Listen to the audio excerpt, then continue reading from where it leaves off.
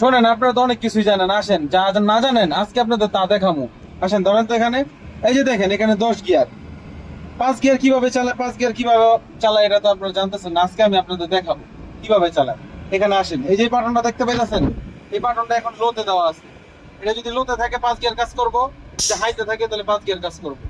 এই যে এখন এই বাটনগুলি কি কাজ করে আপনারা কি জানেন? জানেন না। এই হ্যান্ড ব্রেক এখানে দুইটা কেন? কেন এখানে হ্যান্ড ব্রেক দুইটা?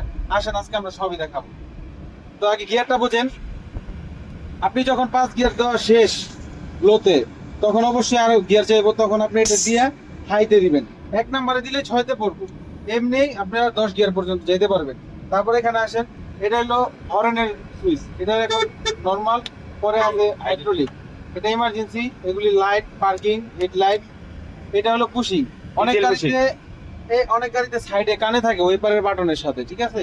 কিন্তু এই যে এই বাটনে থাকে, বাটনে তো দেখান, এই বাটনে থাকে, কিন্তু এই গাড়িতে হাতে দিয়ে সুইচ দিছে। দিয়ে দিছে। হ্যাঁ। এই সুইচটা যদি আপনি ফালাই দেন তাহলে ক্লাসে কাজ করবো না, এটা পুশিং বলে। এখানেও লাইটার আছে, এটা হলো ফোর এল এর বাটনটি দেখেন। এই যে ফোর এল, যখন আপনি এই গাড়িটা ফাইসা দেবো, ঠিক তখনই আপনি যখন এখানে ফোর এল সুইচটা দিবেন, আপনার এখানে ডিসপ্লেতে শো করবে। এটা গিয়ার ফলাইলে শো করবে না? না, আগে বাড়াইতে হবে হালকা, হ্যান্ড ব্রেক দেওয়া, এই যে শো করছে। এই যে দেখেন, এখানে আমি বাটন দিলাম, এই যে ফোর হুইল শো করছে, ঠিক আছে? তো এখন আবার বন্ধ করে দিব, বন্ধ হয়ে গেছে।